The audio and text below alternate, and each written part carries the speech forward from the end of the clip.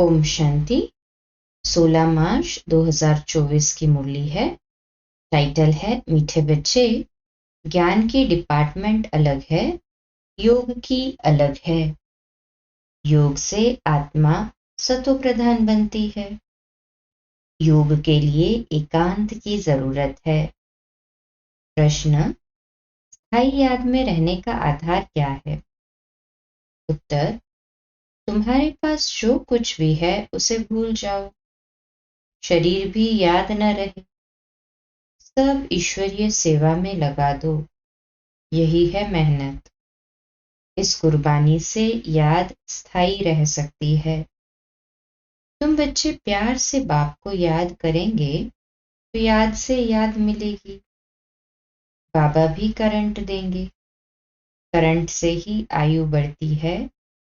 आत्मा ever healthy बन सकती है। ओम शांति।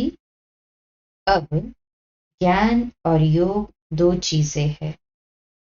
बाप के पास ये बहुत बड़ा खजाना है जो बच्चों को देते हैं। बाप को जो बहुत याद करते हैं उनको करंट जास्ती मिलती है, क्योंकि याद से याद मिलती है। ये कायदा है, क्योंकि मुख्य है याद। ऐसे नहीं कि ज्ञान बहुत है इसका मतलब याद करते हैं, नहीं। ज्ञान की डिपार्टमेंट अलग है, योग की बहुत बड़ी सब्जेक्ट है, ज्ञान की उससे कम। योग से आत्मा सतो प्रधान बन जाती है, क्योंकि बहुत याद करते हैं। याद के बगैर सतो प्रधान बनना असंभव है। बच्चे ही सारा दिन बाप को याद नहीं करते तो बाप भी याद नहीं करेंगे। बच्चे अच्छी रीति याद करते हैं तो बाप की भी याद से याद मिलती है, बाप को खींचते हैं। ये भी बना बनाया खेल है जिसको अच्छी रीति समझना है। याद के लिए बहुत एकांत भी चाहिए। पिछाड़ी में आने वाले जो ऊंच पद पाते हैं उसका आधार भी याद है। उन्हें याद बहुत रहती है, याद से याद मिलती है। जब बच्चे बहुत याद करते हैं तो बाप भी बहुत याद करते हैं। वह कशिश करते हैं, कहते हैं ना, बाबा रहम करो, कृपा करो। इसमें भी चाहिए याद। अच्छी तरह याद करेंगे तो ऑटोमेटिकली वह कशिश होगी, करंट मिलेगी। आत्मा को अंतर आता है कि मैं बाबा को याद करती हूँ, वो याद एकदम भरपूर कर देती है। ज्ञान है धन, याद से फिर याद मिलती है, जिससे हेल्दी बन जाते हैं, पवित्र बन जाते हैं। इतनी ताकत है जो सारे विश्व को पवित्र बना देते हैं, इसलिए बुलाते हैं, बाबा आकर पतितों को पावन बनाओ। मनुष्य तो कुछ नहीं जानते, ऐसे ही रड्डियां मारते और समय वेस्ट करते रहते हैं, बाप को जानते नहीं। नौदा भक्ति भल करते हैं, शिव के मंदिर में जाकर काशी कलवट खाते हैं, मिलता कुछ भी नहीं। फिर भी विकर्म बनने शुरू हो जाते हैं। माया झट फंसा देती है, प्राप्ति कुछ भी नहीं। अब तुम जानते हो पतित पावन बाप है, उन पर कुर्बान जाना चाहिए। वह समझते हैं शिव शंकर एक है, ये भी अज्ञान है। यहाँ बाबा बार बार कहते हैं मन मना भव, मुझे याद करो तो तुम पवित्र बन जाएंगे। तुम काल पर जीत पाते हो। इसमें तुम जितनी कोशिश करेंगे माया भी विघ्न डालेगी, क्योंकि माया समझती है कि बाप को याद करेंगे तो मुझे छोड़ देंगे। क्योंकि जब तुम मेरे बनते हो तो सब कुछ छोड़ना पड़े, मित्र संबंधी धन आदि कुछ भी याद न आए। एक कथा है, लाठी भी छोड़ो, सब चीजें छुड़ाते हैं, परंतु कभी ये नहीं कहते कि ये शरीर को भी याद नहीं करो। बाप तो कहते हैं ये शरीर तो पुराना है, इसे भी भूलो, भक्ति मार्ग की बातें भी छोड़ दो, एकदम सब कुछ भूल जाओ। वाह, जो कुछ है काम में लगा दो, तभी याद टिकेगी।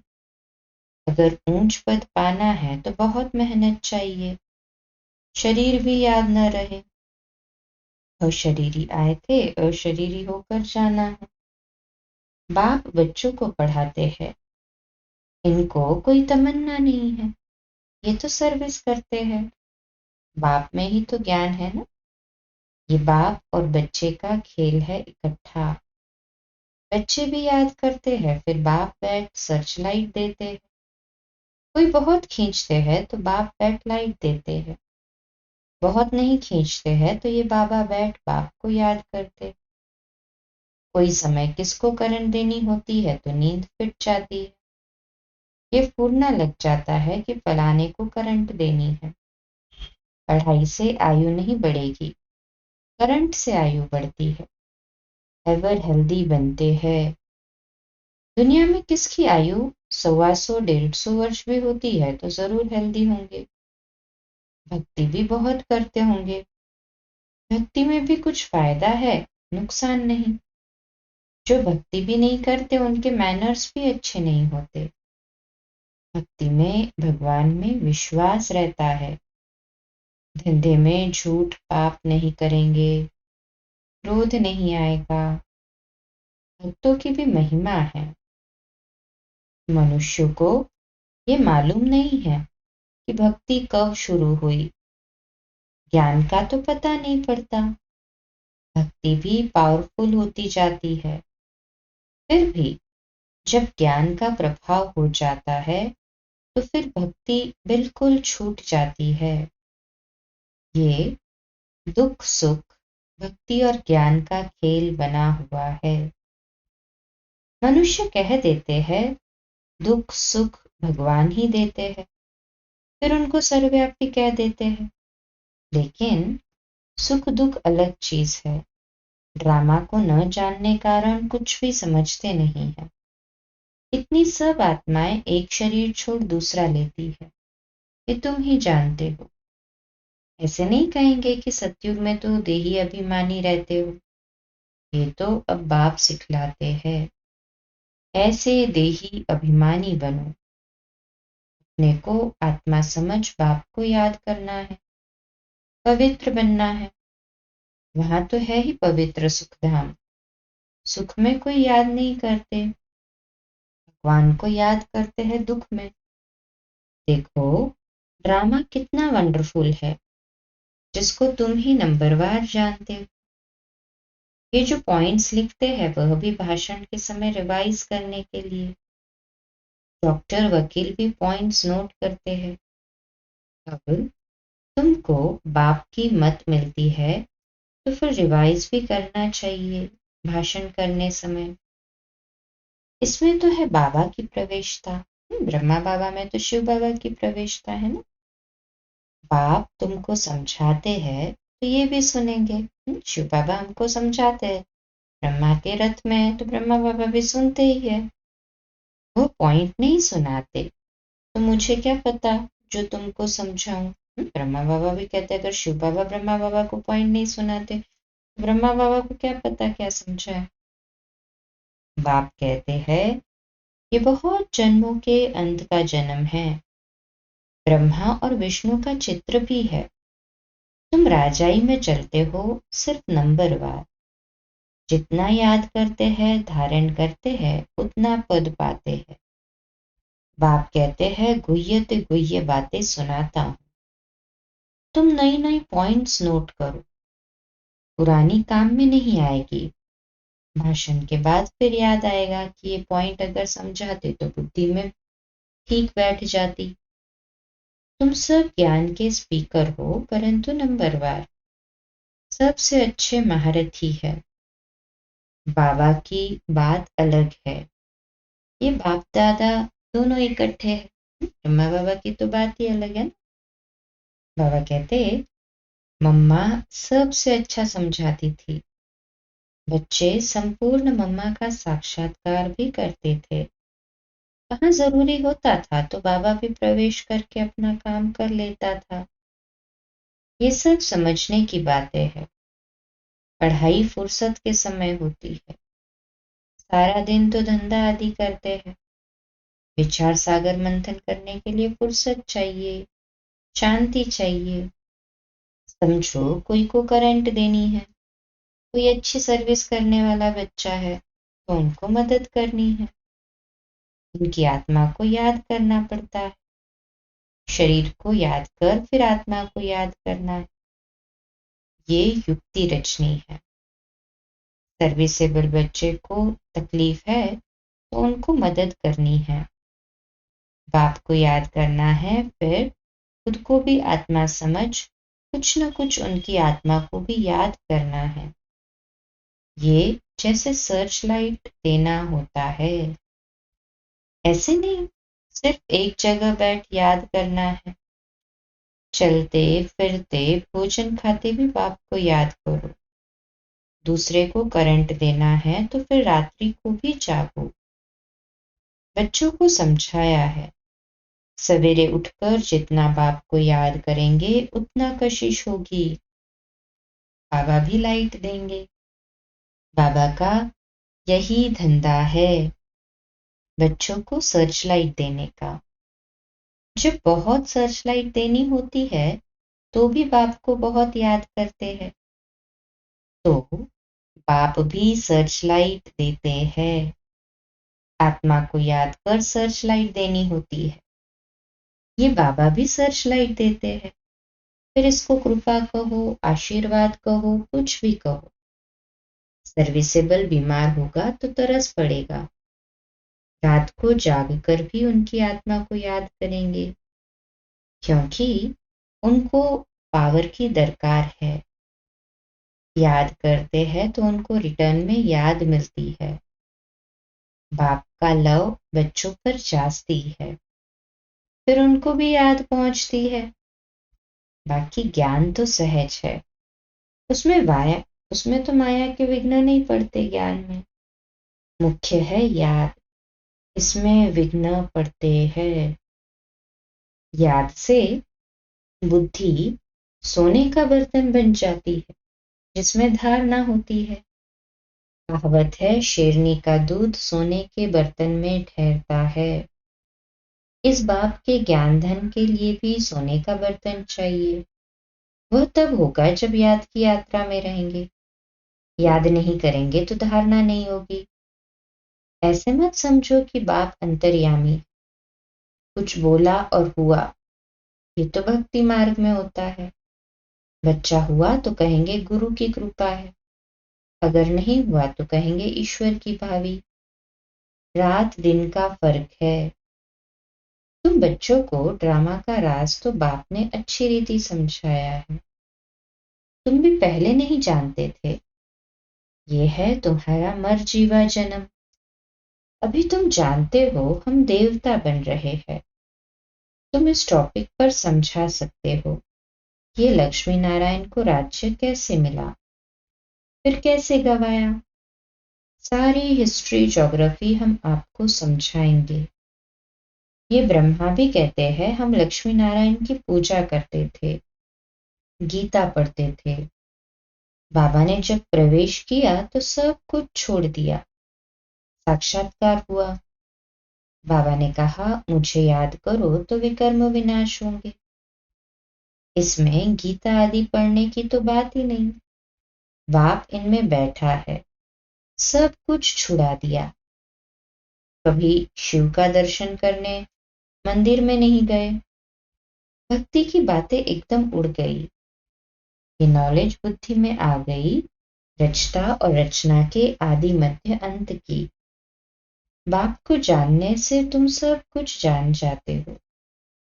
तुम वंडरफुल टॉपिक्स लिखो जो मनुष्य वंडर खाए, भागे सुनने के लिए। मंदिर में जाकर कोई से भी पूछो, जब ये लक्ष्मी नारायण विश्व के मालिक थे तो और कोई धर्म नहीं था, भारत ही था। फिर तुम सत्युग को लाखों वर्ष कैसे कह देते हो, जबकि कहते हैं क्राइस्ट से 3000 वर्ष पहले पैराडाइज था। फिर लाखों वर्ष कैसे हुए?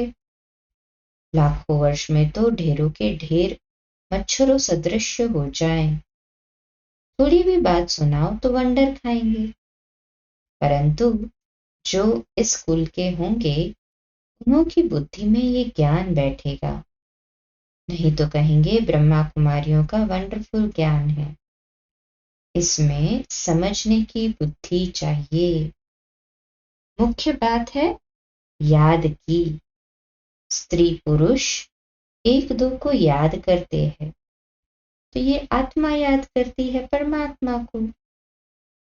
इस समय सब रोगी है, अब निरोगी बनना है। ये टॉपिक भी रखो कि अभी सब रोगी है और निरोगी बनना है। इस पे भी भाषण करो। बाबा कहते हैं टॉपिक रखो इसका भी। बोलो, आप जो घड़ी घड़ी बीमार पड़ते हो, तो हम आपको ऐसी संजीवनी बूटी देंगे जो तुम कभी बीमार नहीं पड़ेंगे। अगर हमारी दवाई अच्छी तरह काम में लाएंगे तो। कितनी सस्ती दवाई है। 21 पीढ़ी सतयुग त्रेता तक बीमार नहीं होंगे। वह है ही स्वर्ग। ऐसी ऐसी पॉइंट नोट कर लिखो। तुम सब सर्जनों से भी बड़ा अविनाशी सर्जन तुम्हें ऐसी दवाई देंगे जो तुम भविष्य 21 जन्म के लिए कभी बीमार नहीं पड़ेंगे। अभी है संगम। ऐसी बातें सुनकर मनुष्य खुश होंगे। भगवान भी कहते हैं मैं अविनाशी सर्जन हूं। याद भी करते हैं, हे पतित पावन अविनाशी सर्जन आओ। बाबा कहते अब मैं आया हूं। तुम सबको समझाते रहो। अंत में आखिर सब समझेंगे जरूर। बाबा युक्तियां बताते रहते हैं। अच्छा, मीठे मीठे सिकिलदे बच्चों प्रति माता पिता बाप दादा का याद प्यार और गुड मॉर्निंग। रूहानी बाप की रूहानी बच्चों को नमस्ते। हम रूहानी बच्चों की रूहानी माता पिता बाप दादा को याद प्यार, गुड मॉर्निंग और नमस्ते। वाह वाह वाह वाह, शुक्रिया बाबा, शुक्रिया। धारणा के लिए मुख्य सार है। पहली पॉइंट, बाप से सर्चलाइट लेने के लिए सवेरे सवेरे उठ बाप की याद में बैठना है। रात्रि को जागकर एक दो को करंट दे मददगार बनना है।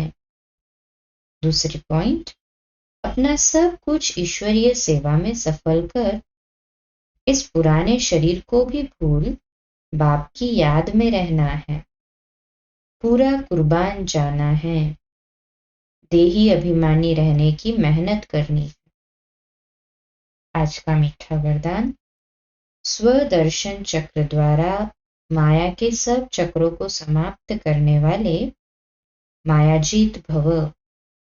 स्वदर्शन चक्र द्वारा माया के सब चक्रों को समाप्त करने वाले मायाजीत भव। विश्लेषण, अपने आप को जानना अर्थात स्व का दर्शन होना और चक्र का ज्ञान जानना अर्थात स्वदर्शन चक्रधारी बनना। जब स्वदर्शन चक्रधारी बनते हो तो अनेक माया के चक्र स्वतः समाप्त हो जाते हैं। देहभान का चक्र, संबंध का चक्र, समस्याओं का चक्र, माया के अनेक चक्र है।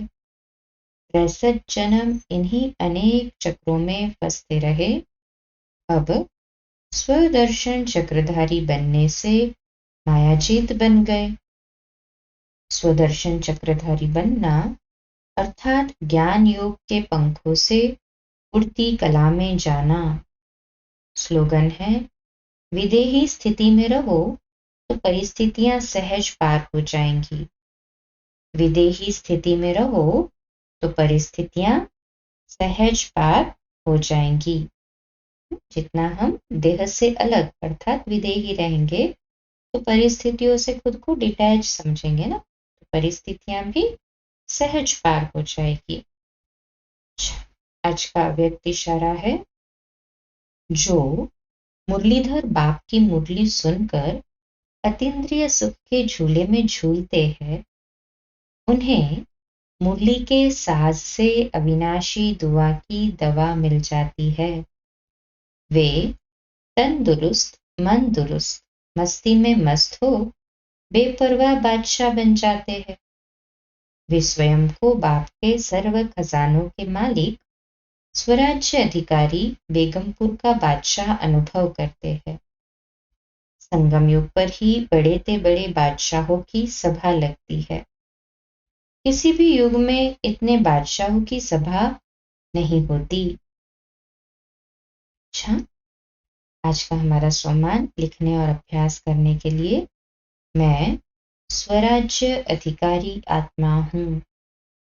मैं स्वराज्य अधिकारी आत्मा हूँ। अच्छा, कम बोलो, धीरे बोलो, मीठा बोलो, सत्य बोलो, सोच समझकर बोलो। निमित्त भाव, निर्माण भाव, निर्मल वाणी। आज का नया दिन आप सभी को मुबारक हो, मुबारक हो, मुबारक हो। शुभ दिवस। आज रात्रि क्लास 8:45 बजे, कल सुबह अमृत वेला मेडिटेशन 3:30 से 4:30 और प्रातः मुरली क्लास 4:45 बजे। ओम शांति। शुभ दिवस।